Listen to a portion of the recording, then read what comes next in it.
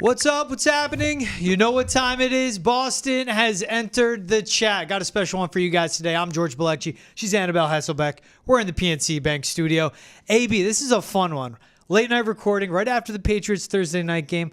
Happy to stay up late with you and watch that football game. It wasn't great for the Pats, but I'm excited to talk about it. Yeah, it was fun. This was my first post-game show with Nesson, so exciting for me, even though I did have a full coffee, I'm not going to lie, before the first quarter started. But yeah, tough game for the Pats, but just fun to enjoy it. Yeah, we'll break it all down coming up. Let's get right into what's trending. Normally with these shows, we go all in, all football right away. But Shohei Ohtani, with, I would say it's the greatest offensive performance in a single baseball game. Coming into the night, he was on the brink of joining the 50-50 club.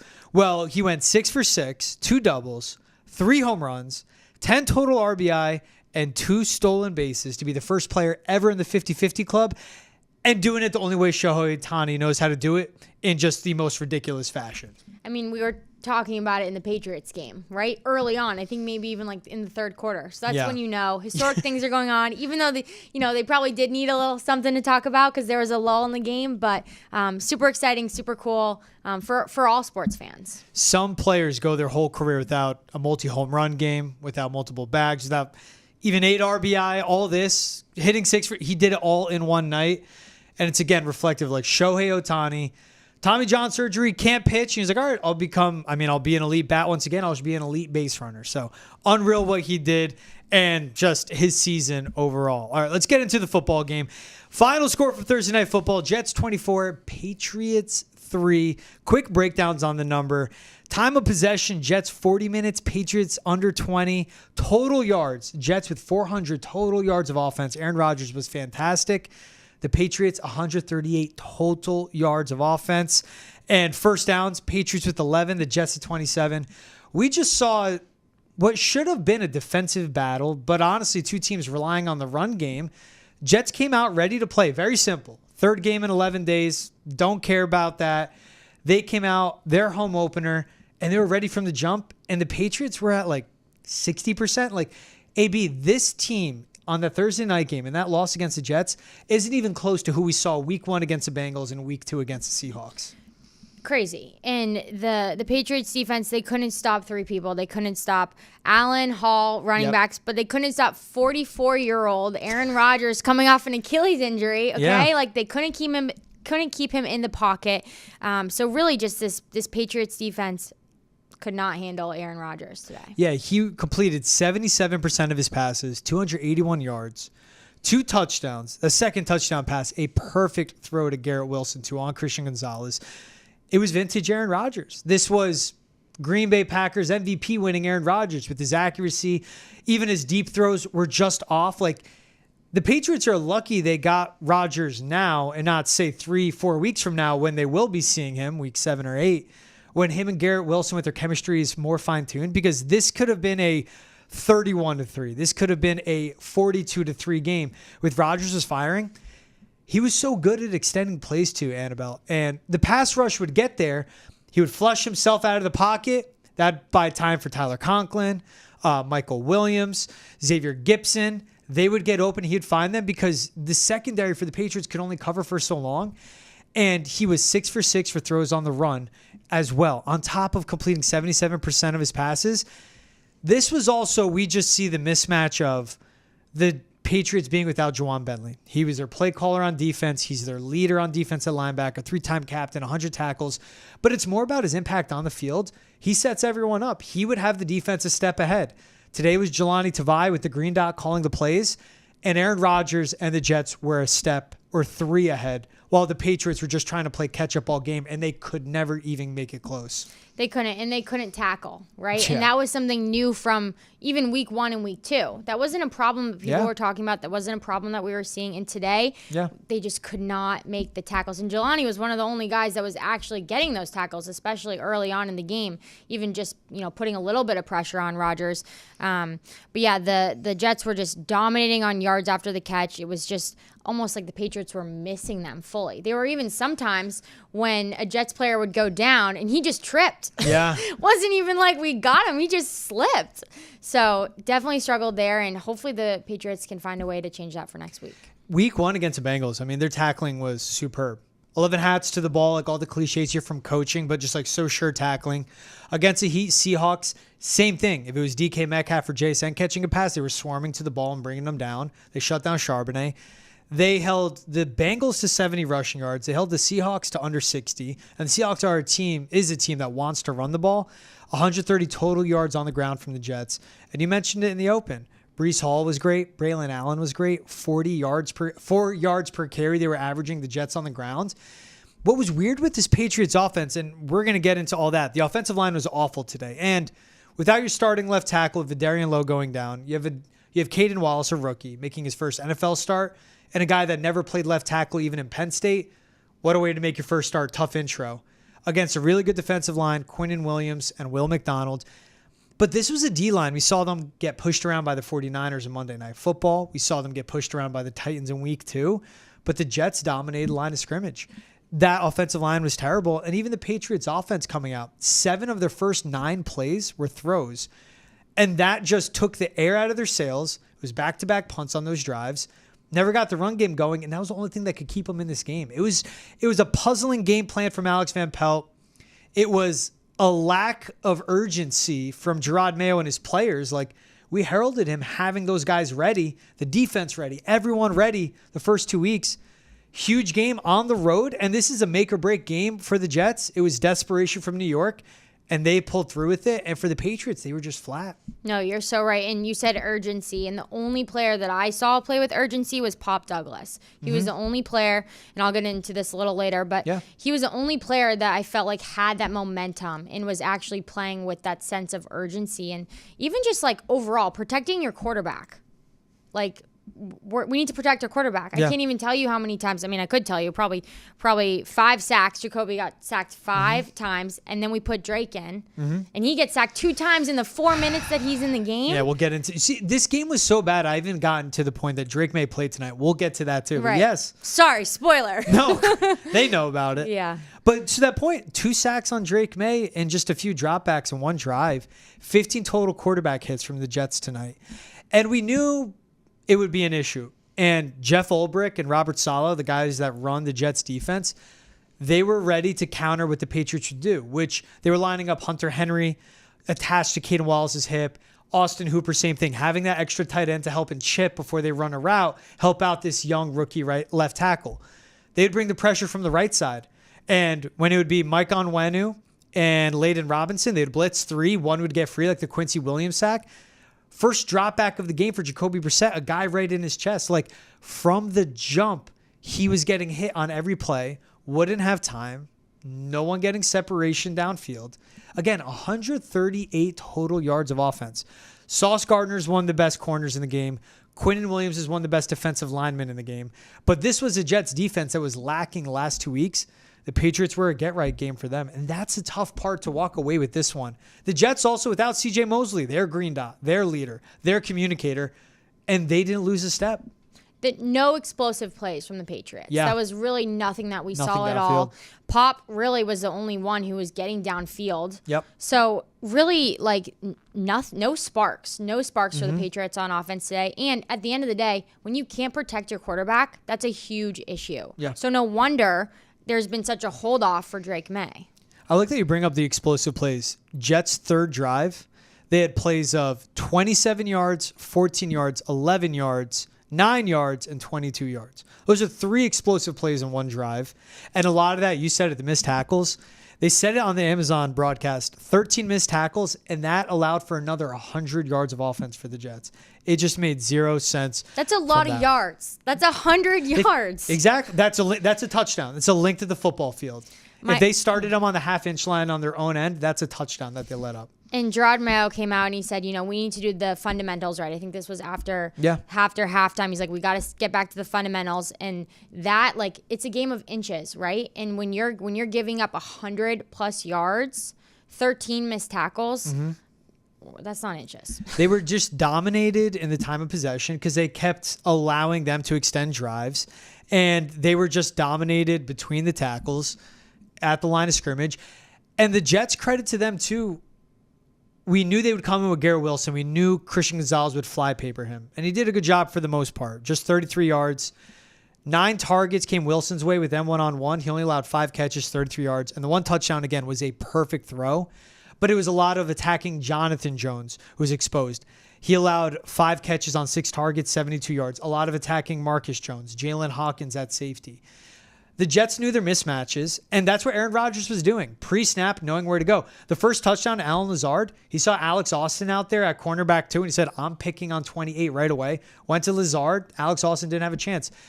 The Jets knew what they wanted to do every single play. They dictated the game, and the Patriots were never able to even at any point catch their breath. They did not get inside the Seahawks. They did not get inside the Jets' 20-yard line until the final drive of the game when it was Drake Maye, and they just let the clock expire, and they went to the locker room.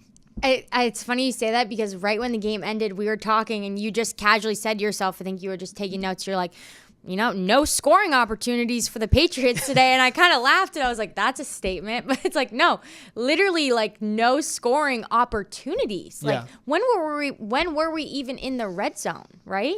It was the closest they got was to the Jets 26. So that's literally on the borderline. You get in 25, it's a red zone. So not until the end of the game. It's give yourself a chance, and the Patriots didn't. And we saw week 1, they played near perfect football. They played great. They pulled off an upset. Week 2 against the Seahawks, near perfect football, but blocked field goal, some miscues, especially bad protection and bad quarterback play in key moments by Jacoby. That was the difference between a win and loss. Today was just not even close, and that's the tough part. Let's get into a little talk about Drake Maye. So we see, and we were joking, Jacoby's getting the snot beat out of him. All these tough hits, getting up slow, playing with a backup left tackle, which eventually went to a backup left guard as well. Drake Maye came in the final drive. He went 4 for 8 for 22 yards, 2 rushes for 12 yards. I'll give him that 3rd and 8 scramble. Like, he got there, and I was like, Jacoby cannot do that. Like, Drake Maye can scoop, but first pass was telegraphed, handed the ball off. There was a read and scramble where he got clocked, and that's when it was, is the juice worth the squeeze?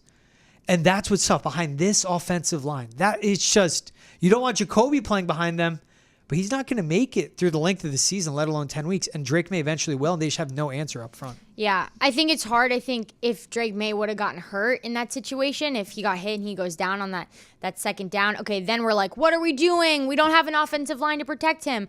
But he didn't. He stayed healthy. He made it out. He almost scored a touchdown. He almost got out of the game with a touchdown, right? Close to the end there, but we ended on a sack. Mm-hmm. But I think it's good for Drake Maye. I think even though he did get a little hit in there, like you broke the ice. You broke the seal. You took an NFL hit. Like, welcome to the NFL. Boom. Like, second play that you're in, you get that. You almost throw an interception, right? Yeah. Like, break the ice, get your nerves out. You've taken a few snaps. So I think at the end of the day, Drake Maye stayed healthy.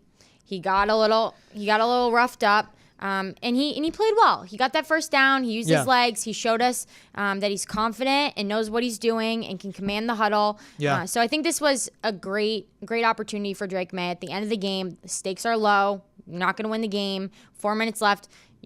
How many times he got hit? Once or twice, and got sacked twice in under 4 minutes. Yeah. So it's one of those, like, those reps, that drive won't make or break his career, but he gets in, calling plays in the huddle, communicating it, having that confidence, handing the ball off, being under the lights, and seeing a pass rush that did not let up at that point. Like, they did not care as a rookie QB. They did not care as a blowout. Still going at him.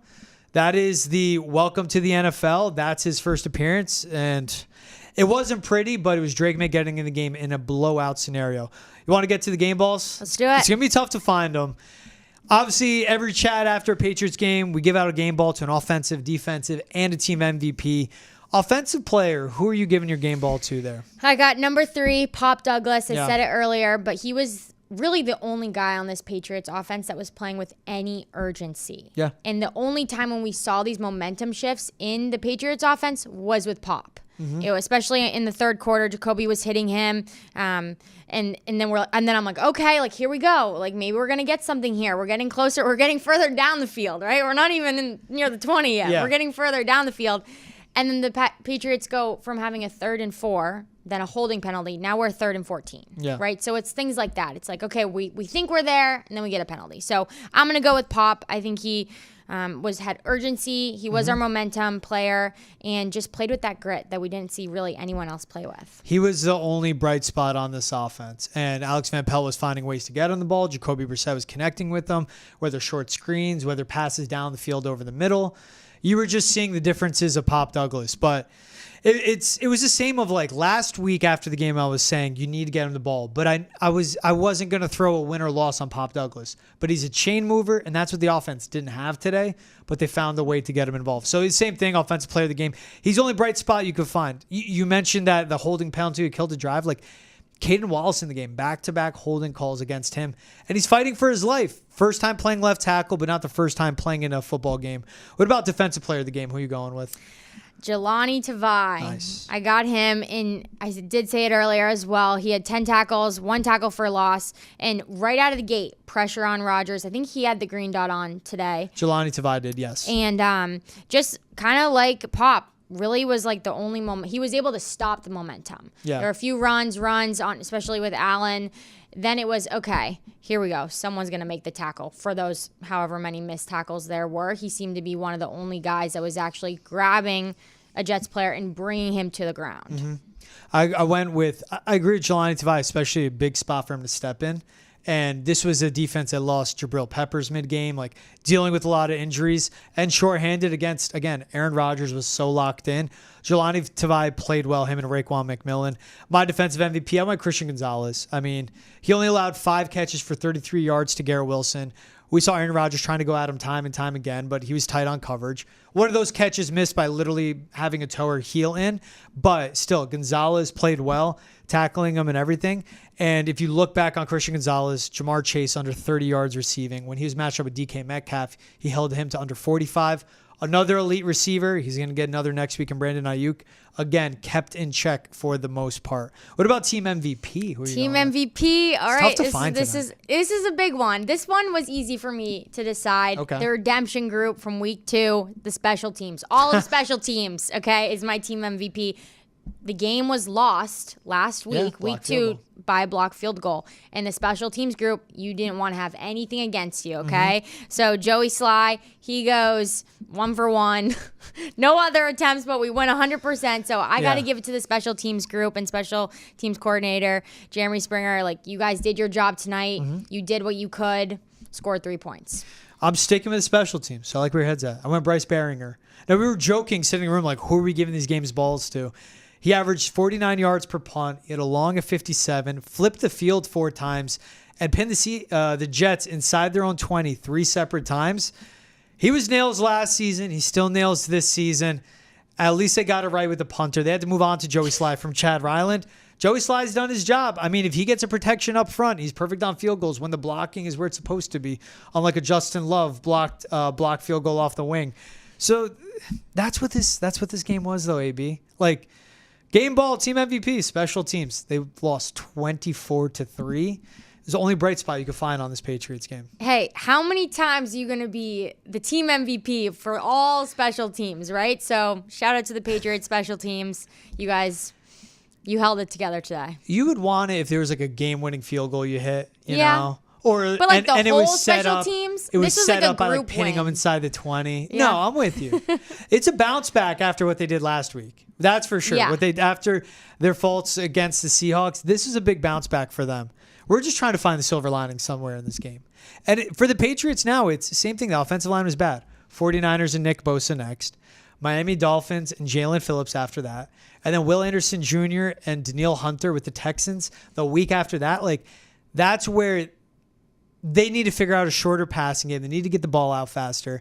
They have to stop with these 5-step drops because it's going to get Jacoby Brissett killed. And if they keep doing that, it'll put in Drake Maye before he's ready. He was still off with some of his throws. The accuracy was inconsistent. We saw the ball placement wasn't there. You need to have Jacoby Brissett here for this team. the Patriots have to do something to help him out. They do. They need a spark. This is going to be more time to recover. You have extra days before you go. You're playing San Fran, but you need some type of energy boost. You need some type of positive fire. So I don't know what it's going to be in that locker room. It's got to be something. Maybe it's a couple explosive plays at practice that get people jacked up. I don't know what it is, but I mean, Aaron Rodgers, veteran quarterback, a couple-time MVP. Yeah. Obviously, that's going to be a challenge. Yeah. But even Rodgers said today, he was like, I was doing things that I used to do when I was younger. Mm-hmm. You don't ever want someone saying that when you're 40 years old. You were the team he got to do it against. Yeah, you never want that happening. And like another thing too on Ramondre Stevenson, non-factor today. He's fumbled a third straight game, and he lost it. First fumble loss this season. Again, the run game can never get going, but because the Jets and their offense got so far ahead on scoring. Someone that called that was Connor Rogers. He joined us earlier in the week to preview the Jets and the Patriots, and he said it. If the Jets offense gets out and running, they take away the Patriots run game, they can win. Also call it up with Connor Rogers for Fantasy Football Week 3. Start 'em, sit 'em, and all the insight you need. Check it out right here. He's Connor Rogers, host Matthew Berry's Fantasy Football Happy Hour every Monday through Friday on NBC. Connor, appreciate you coming back on. How you doing, brother? Thanks for having me, George. Doing great, man. Hey, man, this fantasy season has been absolutely insane, and we're only 2 weeks in. We're going to get through all the injuries of these backfields and receiving groups. As always, though, I like to start these with the start-em, sit-em. Let's start with the guys that may not be the popular start out there in certain leagues, but what are some matchups you're eyeing? And some in favor of some guys you go, they are must-starts if I have them on my roster. Yeah, these are always kind of the fringy guys, right? Mm-hmm. The players that, might not be the biggest names, but can they get you a couple points here or there? I'll even put Zamir White in that bracket right now, right? The Raiders have the Panthers this week. It hasn't been pretty for Zamir White.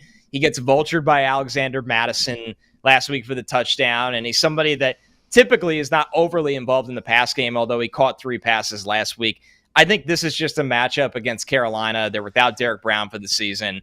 If you're going to continue to try trotting Zamir White out there, and if it's your flex or your RB2, I think you could still fire him up this week. I think you're in a situation where, it's just you like the matchup and you think you can kind of get through this scenario where it might not be pretty going after that. And then you look a little deeper down right now. How about Jalen Nailor on Minnesota, right? I mean, this is someone who it looked like there was a lot in front of him going into the season. Obviously, Justin Jefferson commands a lot of targets. People were up in the air on what Sam Darnold would look like in this offense. Jordan Addison is now hurt. TJ Hawkinson's not back yet. You look at Jalen Nailor, he's somebody that you could have picked up on your waiver wire this week after he had 3 catches, 54 yards, and a touchdown last week. He gets a touchdown week 1, and it feels like the volume will only go up for him. So if you're desperate in your flex spot, I feel like Nailor has all of a sudden become a legitimate option for you. And then if you're looking for somebody that might have been slept on in drafts or dropped too early because he simply hasn't played, it feels like everybody forgot about Josh Downs. He's going to make his season debut this week against Chicago. Is it going to be pretty out of the gate? No, because he's coming off a high ankle sprain. You always want to monitor those. But if you want a stash guy that might pay you some dividends down the line, maybe this pass game gets going with Anthony Richardson, especially in a PPR format. Downs is a really effective slot receiver. He's somebody I would roster now and see kind of where things go in the future. And those are the fringy guys. Some guys that I think get elevated compared to where they are because of their circumstance. Brandon Ayuk has had a really slow start to the year. Deebo Samuel's out right now. When Deebo doesn't play, Ayuk is consistently one of the best receivers in fantasy those weeks that Deebo doesn't play. If you're worried about Ayuk because of the holdout, because everything that happened, the slow start, do not panic. Keep him in your lineup. I know I'm not breaking any crazy news here, but I think he's going to be a top 5 wide receiver this week in fantasy. And then how about Brian Robinson Jr. for the Commanders right now? I mean, this is someone who is kind of going through the gauntlet of great matchups. He has 18 points against the Bucs week 1, almost 15 points against the Giants week 2. And you go, okay, well, we liked those matchups and we like the volume. Well, he's got the Bengals, who, I mean, as Patriots fans saw with Ramondre Stevenson, the Bengals are a team that they can't stop the run right now. The most important thing with Robinson is 16 touches week 1, 20 touches week 2. That's not going to stop with a rookie quarterback. So if you drafted Brian Robinson hoping for some kind of hope at a flex play, I think he's elevated to a sure-cut RB2 status right now and living in your lineup. Real quick, too, talking about those RB2s before we get the guys to sit. Connor, how do you make a read on this Titans backfield where Pollard looked good? He went against a banged-up Jets run defense. Is that looking like it could be his backfield emerging moving forward? Or is that something still where you look back and you go, I don't know what his role is week to week?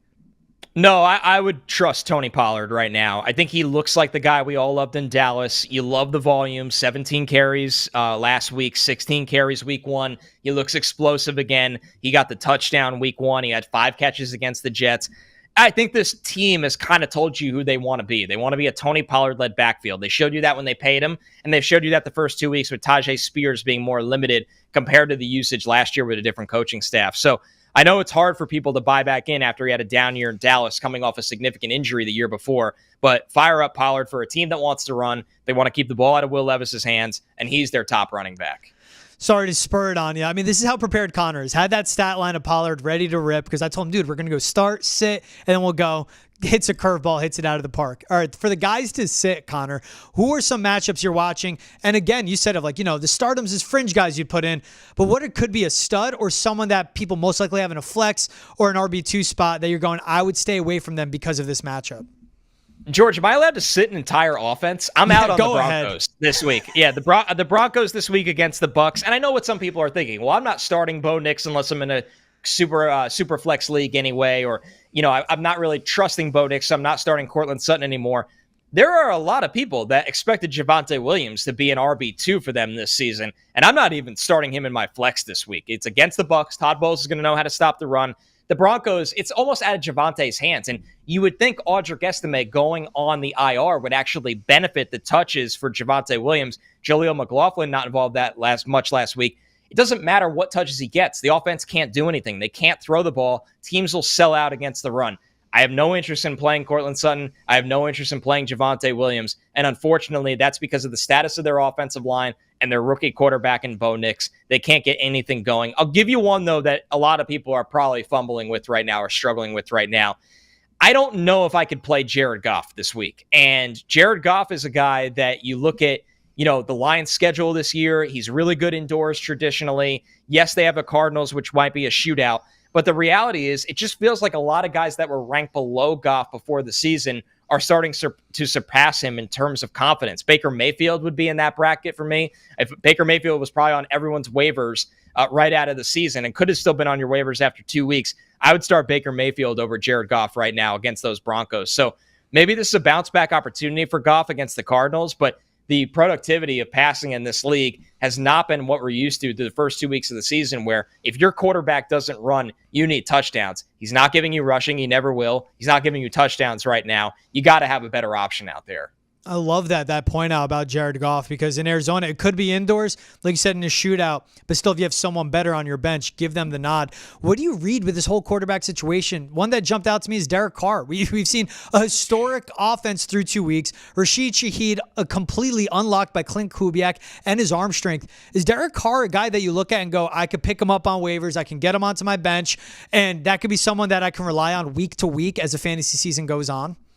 I would say it's matchup specific, and I know that sounds crazy after they absolutely pummeled the Panthers and then they pummeled the Cowboys. Now, a couple of things with this. One, Clint Kubiak, their offensive coordinator this year, he is for real. He is legit. It wouldn't shock me if he gets a head coaching job after the year. So I don't think this offense is necessarily going to hit any big speed bump anytime soon. Will they slow down? Well, regression is pretty natural for the pace they're on, but they're healthy right now. They could throw the ball down the field because of Shaheed's speed. They have Chris Olave. They haven't even really had to use him that much because they're in a blowout phase all the time. They throw to Alvin Kamara. They're healthy right now. They could throw the ball down the field because of Shaheed's speed. They have Chris Olave. They haven't even really had to use him that much because they're in a blowout phase all the time. They throw to Alvin Kamara, which you love if you roster Derek Carr, because Derek Carr gets those points rather than constantly handing the ball to Kamara. So I think he's matchup specific. They're at home against the Eagles. The Eagles' pass rush is non-existent right now. They are vulnerable with their older corners, and they're still trying to get some young corners acclimated. I would feel comfortable firing up Derek Carr this week against Philadelphia. Yeah, biggest red flag I saw from an Eagles defense I thought I'd stay away from. The lack of pass rush, even against a Kirk Cousins, that's something I've been eyeing week to week who they'll be playing. Let's get into some of the backfields that have been banged up. With Isaiah Pacheco going down, everyone is saying it's Samaje Perine. Then Clyde Edwards-Helaire, he'll eventually come back. Kareem Hunt was signed. There's Carson Steele. How do you navigate this Kansas City backfield if someone put in a lot of fab to get Samaje Perine or might have already had him on who do I start week to week? Well, if you already did that, I'm sorry. I wouldn't have recommended it to anybody that did. If you put in a small budget and you want to roster one of these players, it's a wait and see scenario. And I know people hate hearing that from people that, are supposed to analyze fantasy football. But the reality is, George, what was the beauty of Isaiah Pacheco going into the season and why he was a second-round pick is that this was all about Isaiah Pacheco and no one else in the Chiefs offense. They didn't bring back Jerick McKinnon, who's still a free agent, right? They didn't show any interest in giving anyone else the ball. Clyde Edwards-Helaire missed a lot of time this summer. So you looked at the Chiefs offense and it was narrow, especially the throwing script of it that Hollywood Brown is put on IR right away. Xavier Worthy's a rookie. Kelsey's off to a slow start. Nobody predicted that. And Rashee Rice is going to get his, but Pacheco is a volume king and a good player. They don't have the next Isaiah Pacheco. They're not a team that they go, okay, next man up gets 14 carries and 5 targets. They're not going to act that way. They'll throw the ball to Samaje Perine. They'll give Carson Steele some carries. And then if they think Kareem Hunt is in shape and ready in a week or 2 weeks, then they'll have Kareem Hunt do a little bit of both. And you're dealing with this three-headed monster that you're probably not getting enough of the pie from anybody on a week-by-week basis. So if you put in a little fab on Perine, that's probably your best move because he can handle all 3 downs. And they might just like Perine enough as a veteran where you're looking at it and going, oh, Carson Steele, undrafted rookie, he fumbled last week. Kareem Hunt off the couch, maybe he's not in shape. It could naturally fall into Perine's hands, but I need to see that before I put him in my lineup unless I'm absolutely desperate. So I would prefer to stay away from this Chiefs backfield unless your league just didn't really bid high on these guys. And the guy I'd go get is Perine. I love that, pointing it out. Going to another backfield, we see Joe Mixon go down for the Texans, and everyone may be thinking, well, the Texans with all those receivers, why would I want a running back? It's a lot of empty boxes that they'd be facing because of C.J. Stroud and Nico Collins and all of them. But now it comes down to Cam Akers, Dameon Pierce. Who do you see emerging out of those two to fill in while Joe Mixon's on the mend?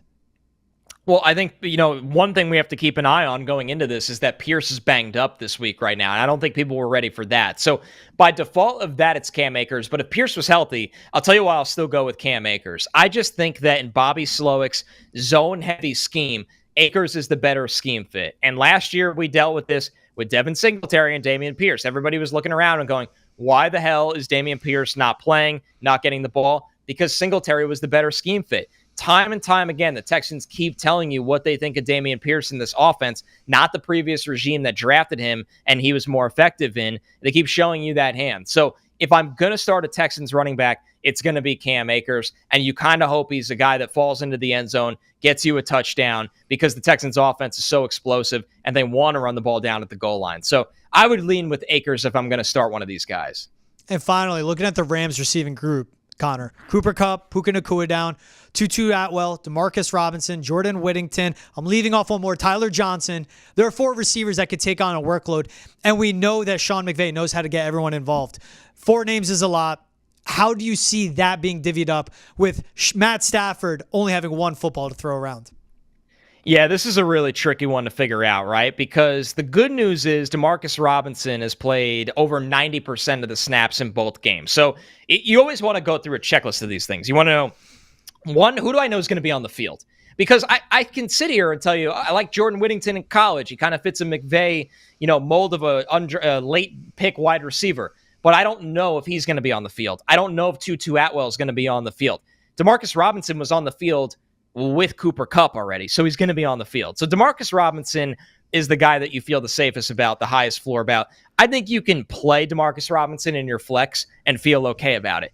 The guy with a little bit of upside, in my opinion, is probably Tyler Johnson, just because he's flashed early on this season, and it's going to elevate his role because he's a veteran. And then the ultimate stash and wait and see is Whittington, because he's a rookie. He's a good blocker on the outside. I thought he looked good this summer. I know people will look back to last year and be like, hey, they had injuries. Tutu Atwell had a good couple of weeks. I think they just want to play bigger-bodied wide receivers to help block in their run game and throw them the ball in the short area. So Demarcus Robinson, far and away the favorite out of this group if you want to go get somebody, but you're going to pay the most for him. And then I would kind of rank it Tyler Johnson's floor versus Whittington's upside, and then Atwell at the bottom. Love that point out. We know that you mentioned Jordan Whittington is upside in the run blocking game. That's how Cooper Kupp and Puka Nacua got on the field to play for Sean McVay. They take value in that. Jordan Whittington, going back to his Texas days, has been a great run blocker. The best fantasy analyst out there, Connor Rodgers. He can talk about it all. Connor, I appreciate you taking the time, my man. And make sure you guys to catch him every Monday through Friday on the Fantasy Football Happy Hour. That's on NBC. It's also on YouTube. Connor, thanks again for taking the time. Always great talking to you, George. Thanks for having me. Thanks, Connor Rodgers, for catching up. AB, I know you're excited about this interview. Real quick, Red Bandanna Game. I've been to one. I know it's special. What makes it special for BC fans and students?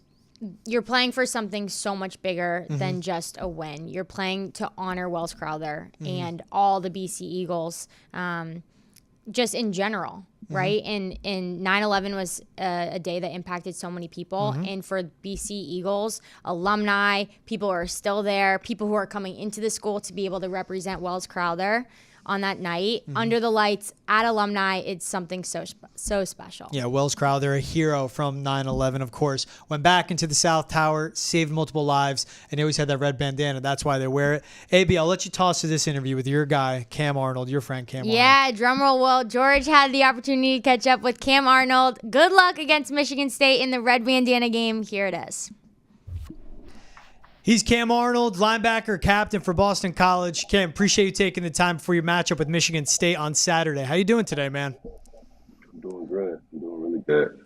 So obviously exciting season that BC's off to, but I bet this Saturday has to be an exciting matchup for you. Growing up in Michigan, who was the college team you grew up rooting for?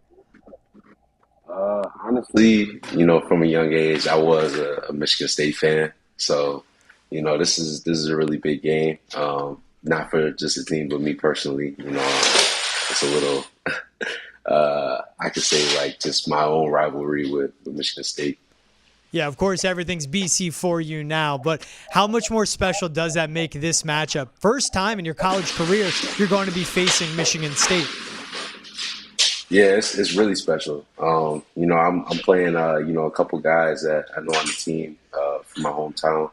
So that would be pretty cool. But it just means a lot, I know a lot of people from back at home in Michigan will be tuning in, and they're just excited to, see me play against, school that, didn't really recruit me much.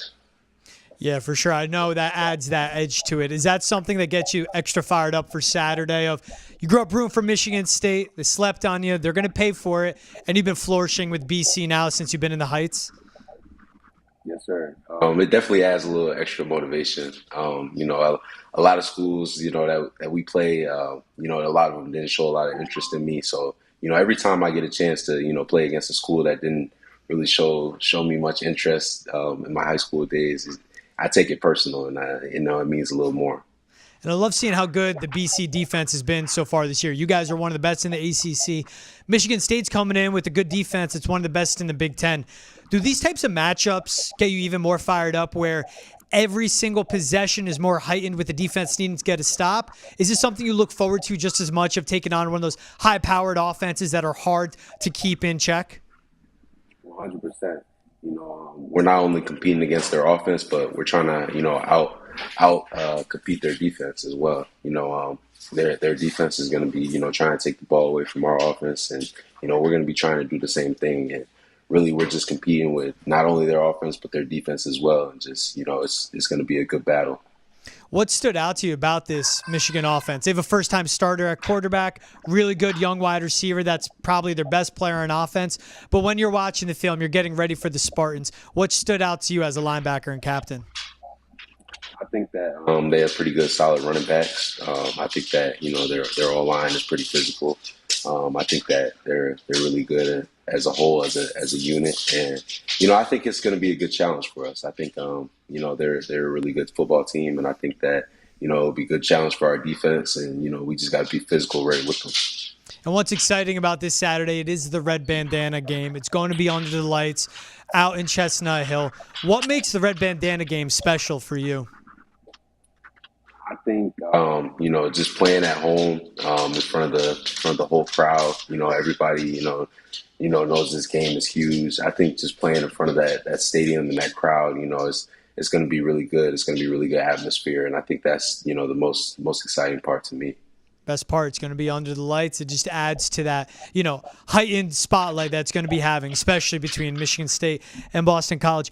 I want to ask, all the love that's been, all the excitement's been about Bill O'Brien being at Boston College. And obviously he brings a lot of NFL experience with him. But him being the offensive coach, people are forgetting Tim Lewis is leading this BC defense.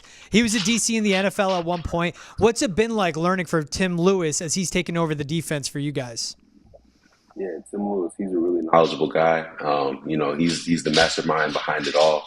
I think he does a great job, with teaching us, his scheme and how he sees the defense panning out. I think that he's a great coach, and I think that he's got a lot of good stuff that a lot of people don't realize. But he's a great coach, and I like playing for him a lot. For you individually, how has Tim Lewis helped your game grow? He's just helped me, enhance all of my, all around linebacker techniques, from a blitzing standpoint, from, just diagnosing run plays, just being in the pass game as well. He's really just helped me enhance my all around linebacker techniques. And I think it's been really good for me. I think I've gotten a lot better. And last week, we had your center and captain, Drew Kendall, on, and we asked him about an unsung hero on the team, and he pointed out safety Carter Davis, which surprised us. Obviously offensive linemen, they're never going to talk about themselves, but he could have pointed out a tackle, he could have pointed out a running back. For him to go with the young safety, what has stood out to you about Carter Davis on your team? Yeah, he's stepped up a lot. He came into training camp as a corner, and we converted him to safety, midway through training camp, and he's competed. He's showcased great ability and confidence, and he's been really good for us so far. And just seeing him play, we're expecting big things out of him throughout the rest of this year. And I think he's a great player, and I love playing with the kid. And what about for you? Who do you see as someone that's been the unsung hero for this Boston College team so far? The unsung hero. It's a lot of guys. I think. I would say Reed Harris. He's been coming up, big lately. He's been making some plays in the game. He's a young guy as well, sophomore. I think that he's going to be a great player for us as well, and I'm excited to watch him throughout the rest of the season. What does it do for you, someone like Carter, someone like Reed, those younger guys to be stepping up, you being an upperclassman? Is it refreshing in a way to see these young players stepping up, making plays? And does it give you more energy, if anything? Oh, for sure. It definitely gives me more energy. I'm excited, when anybody's making plays, but when it's a young guy and, they're out there, confident, showing their passion for the game, it just helps me elevate my play, and it just makes me, want to do even more myself. You know what I mean? So it's really exciting, and it's a great feeling. And it all started with the upset you guys had at Florida State to that 2-0 start, top 25 ranking, and then taking a good Mizzou team down to the wire out in Columbia. What's the excitement been like this season for you, and what's been this experience from Bill O'Brien coming in, taking over the program, to this awesome start you guys have been off to so far? Yeah, from the jump, Coach O'Brien, he established, what he has in store for this program, and, what he sees, how this program is running. And, through everything that we went through, spring ball, summer workouts, training camp, it was tough, you know what I mean? And I credit him to that because, it's all paying off, and, we feel a lot better, in these games. And I think that, all the hard work is coming into fruition, and I think it's really starting to show off and pay off as well. Where do you see that biggest improvement for this team from last year to this year, whether it's with confidence, whether it's in locker room, on the field, or just overall the culture of the program? I think we're just a lot tougher, physically and mentally. In the past, we haven't been able to, finish games, and, we kind of just didn't have the mentality, didn't have the mindset, sometimes. But I think that this team is tougher physically and mentally. I think that, our mindset is really good. And I think that everyone believes that, we can win every game on our schedule. You know what I mean? Just with the right preparation and the right hard work that we can do it. And obviously you leading the defense, but when you guys are on the sidelines after getting a big stop, to watch an offense be there on the field and just run the ball repeatedly down the opponent's throat, is that something that spreads across the entire team of the toughness you see in the run game, the toughness you see in the offensive line to boost you guys on defense to be just as tough and be as tenacious out there on the field? Yeah, most definitely. That's the things that we really preach. We got to be able to run the ball on offense, and we got to be able to stop the run on defense. So I think that, it's really good, when we see our offense, pounding the ball and getting the run game going. And then, it just motivates us. We got to do our part and stop the run on defense. So it's a really good feeling. That's great. And Kam, I started with asking about you being from Michigan. Now that you've been in Boston for a few years, now that you are one of the guys that's part of the fabric of Boston college football, what's one thing you learned about Boston? Maybe you had it wrong when you came in and were moving in as a freshman, or maybe something that surprised you that you've learned to know about Massachusetts or Boston as a whole. I would say, I really like the culture out here. I didn't know about too much about Boston or Massachusetts, when I was first, coming out here. But, it's grown on me a lot. I've learned to, really, really enjoy it and just, and really get to, venture out and experience things. And, I've gotten to, like the culture out here, and it's been a good feeling. It's been a good little ride. Awesome. That's great, Kam. And for sure, the culture has been loving to have you in it, especially at BC. He's Kam Arnold, captain and linebacker for Boston College. Kam, best of luck this Saturday against Michigan State. Appreciate you taking the time to join us and talk some football, man. Yes, sir. Thank you for having me. So that's Kam Arnold. This is Boston's End of the Chat. Thanks so much for tuning in. We'll see you guys same time, same place next week.